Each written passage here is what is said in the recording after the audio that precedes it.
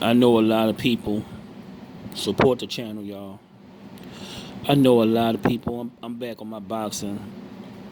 No more beefing with nobody. Somebody say something to me, I'm just gonna keep it pushing. Say something about me, I'm just gonna keep it pushing. No more negativity on the internet. This video is just no y'all a lot of y'all probably forgot this fight. This was a fight, and I think this fight was held in Puerto Rico. This supposed to been a showcase fight for Danny Garcia, but it turned out to be a fucking wreck. I remember the fight like it was yesterday. I used to be on the boxing force almost every other day. I was on the boxing force real heavy when this fight was out,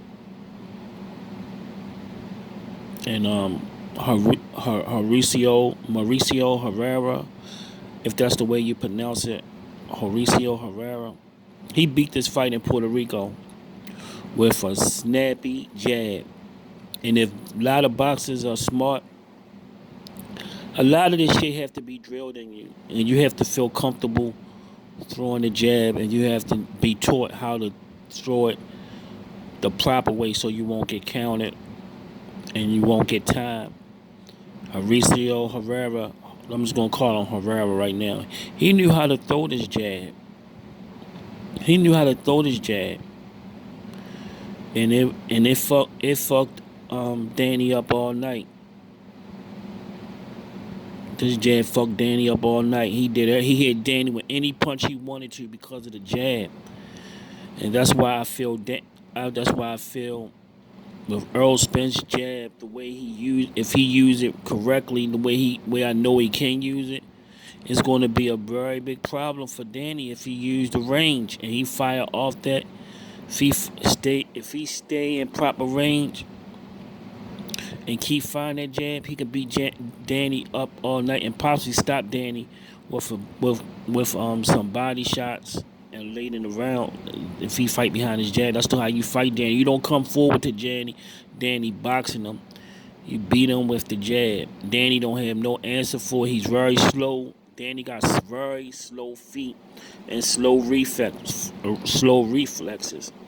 He depend on his timing. He depend on you not using your jab. But every time you use that jab, it throws him off balance, off center, and he have to reset his whole thing up over and over and over again. Every time you throw that jab, it throws him off, and you see how much problems it caused him a lot of problems. And this guy don't have what you call a good long jab. He just have a consistent fast jab that Danny couldn't keep up with, and he beat this fight. Danny lost his fight in Puerto Rico.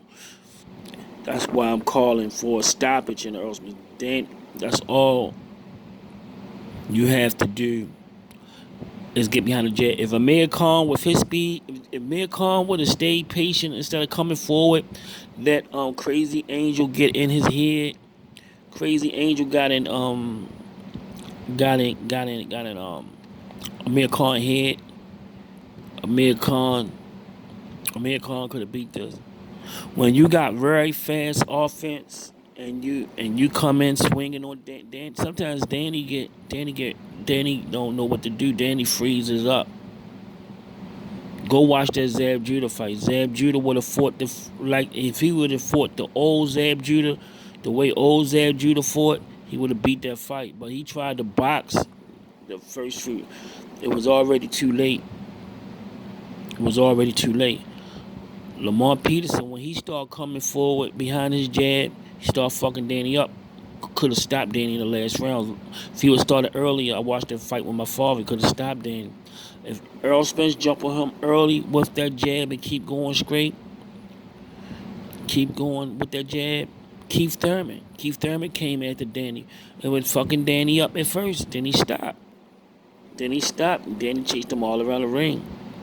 If you bring the fight to Danny behind that jab, Danny gonna get shook. That's how you beat Danny, coming forward behind that jab. That jab keep him off base, off center, and he don't really know how to. And he really don't have his reflexes are not that fast, but he do have good timing. He can time you if you do the same thing over and over and over again. But he had problems with that jab. That jab is Danny Garcia kryptonite. The jab is Danny Garcia kryptonite. He has problem with it.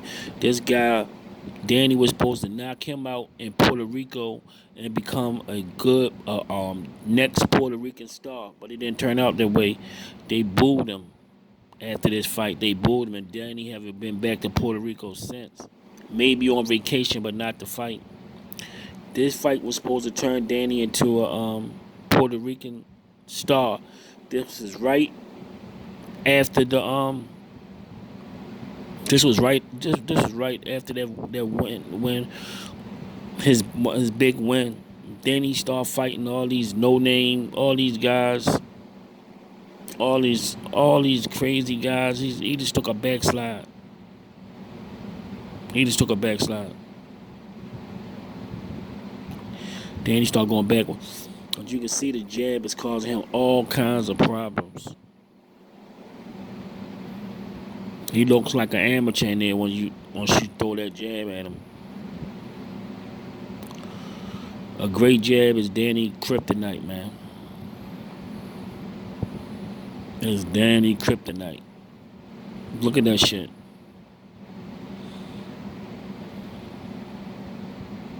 Look at this shit, man.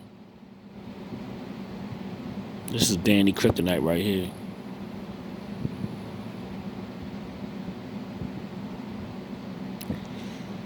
I'm telling you, he fought this guy and Rob. I think he fought Rob Soccer first, or I think he might have fought. I think he fought Rob Soccer after this. He was coming off that good win. I forgot the kid's name. Off of that good win on the Mayweather undercard. Then he fought Rob Soccer. Then he fought this guy. He fought this guy first, then Rob Soccer, I think. But the jab, look at that. That's all you gotta do is keep that jab. This guy don't have none of the power that the other guys have. You put that jab in his face all night, you can win. Sean Porter was using his jab. That's why I think Kell Brook could beat him, because Kell Brook got a nice jab. I thought he's very big, and he got a good 1-2 behind it too. He got a good right hand behind it. I think Kell Brook could get Danny all kind of problems. I might pick Kell Brook in that fight. Y'all let me know, man. Is the jab Danny Garcia kryptonite?